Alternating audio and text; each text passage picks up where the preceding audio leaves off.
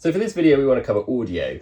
Audio is a bit of a minefield when it comes to self-shooter kit. So the aim of this video is just to break down the various options we've got that we supply, which covers most bases for your self-shooting.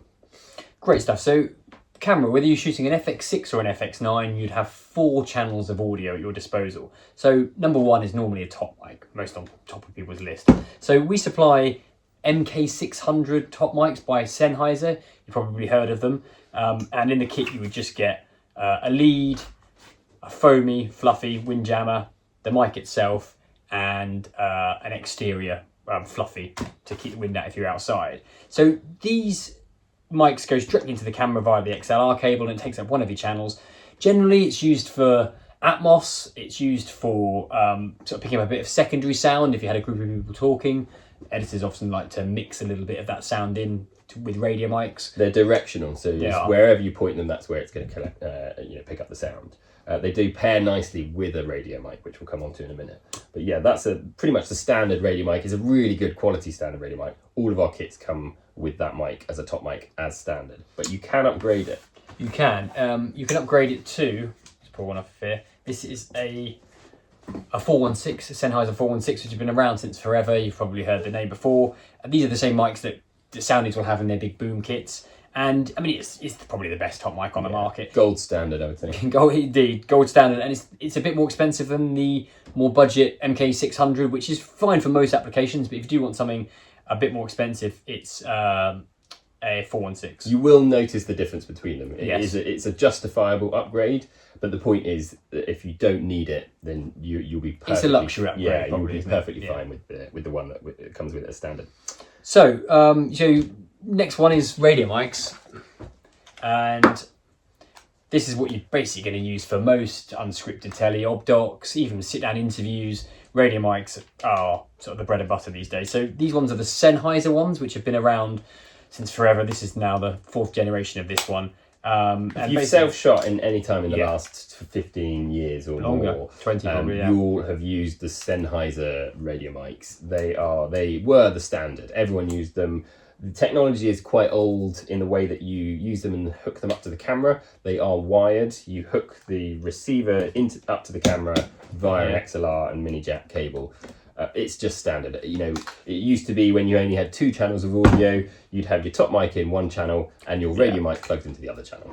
And that was what it was like since forever. And then if you wanted 2 radio mics, you'd have to unplug your top mic and run 2 separate receivers on the camera, which was a bit cumbersome, and it meant that you lost the top mic. You pick and choose what audio you need then. Basically. And then Sony changed the game and they brought out something you probably heard of a lot, which is kind of the bread and butter of radio mics in unscripted stuff using 6s or 9s, which is the Sony dual mic. So essentially the dual mic is one receiver that takes the feed of 2 transmitters. So it's only one box that sits on the camera. So the fact that it's compact is a big plus point for all shooters because less bulk on the camera is always good. And you get 2 channels of audio, so yes, it's super efficient in the sense of there's not as many cables. In fact, there are no cables. The technology in this device alone means that it connects straight into the hot shoe, the multi-interface shoe on the top of the camera, and it takes its audio and power through that piece of hardware. So you don't need to plug cables in. So it's an absolute game changer. And as Bob said, you get 2 different channels of audio coming into the camera just from this one device. So with the top mic, that's now 3 channels of audio coming in. So generally, most shooters will want these systems because of that reason, and it means that they can then have a 3rd radio mic, which can slot onto the cold shoe on the back, and then be wired in. So now you've suddenly got channels 1 and 2 are radio mics, channel 3 is a radio mic, and channel 4 is a top mic. So you've gone around without a soundie and you suddenly got 4 independent stems of audio to play with, which for most unscripted stuff's enough. And you imagine if you've suddenly got 2 cameras on one shoot, you've suddenly got 8 channels of audio to play with. So that's basically the way that people are going these days. And as we say, great bit of kit, great bit of technology, and it's sort of loved by most shooters. I don't think there's any that I've met that would opt for the Sennheisers now over the Sonys. Yeah, it's super popular and very easy to use. And then I guess we've got boom kits, which is whether you're filming out and about in the street, vox pops, some actuality, even GVs if you have the luxury of having someone with you when you're shooting some GVs, or sit down interviews, the booms are becoming more and more popular. And there's a couple of options for how we can set ours up. You can either have them with a MK600, which is what we talked about earlier, our standard top mic, or a 416, the upgraded top mic.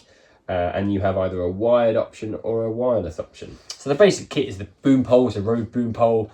You're then looking for a pistol grip. That's what that one's called, pistol grip. Your XLR cable, which plugs into the back of the mic, and the mic's just sort of sat in here. And as Reece was saying, if you go for the wireless option, rather than have the wire, it's a module which is a transmitter, which goes into the back of the mic directly. Whether it's Sennheiser or Sony, they've both got options. They do the same job basically, and then you have already on here. Then you have a receiver on the camera, same as the radio mic receivers, that will pick up that signal. So, like Reece was saying, if you're out on the street or I don't know, shooting in a school and there's lots going on and lots of people, and you want to pick up some vox pops or you want to pick up some Atmos, you don't necessarily want to be tethered to your operator because it can be a bit of a safety risk. So the mobile boom just gives you all of that flexibility with that. So it's a great bit of kit. And we send these out all the time for APs or researchers to go and help the PDs or the camera ops out by getting some sound. That's right. And then I think lastly, monitoring. So there's a couple of ways of externally monitoring your audio from these radio mics. So they're traditionally called listening kits or listening devices, IEMs. Sennheiser have had one for many years. It's a very simple device, looks like a radio mic. You plug headphones into it and you just tune it into whichever radio mic you want, and you can hear that audio. Sony, there's a workaround for Sony as well. Same thing, plug some headphones into the device and tune that in. So if you're using a wireless boom, it's a nice workaround for being able to hear what you are recording. If you think traditionally a sound recordist would be holding the boom, but they've got headphones on, plugged into their mixer, everything's coming into their mixer so they can hear very clearly what's going on. If we're self-shooting, you don't have that luxury. You really do are just sort of point and shoot, so to speak. So that is a way that we can overcome that and listen in on what's being recorded. And the listening kits don't interfere with the audio at all. They literally are just sort of monitoring it.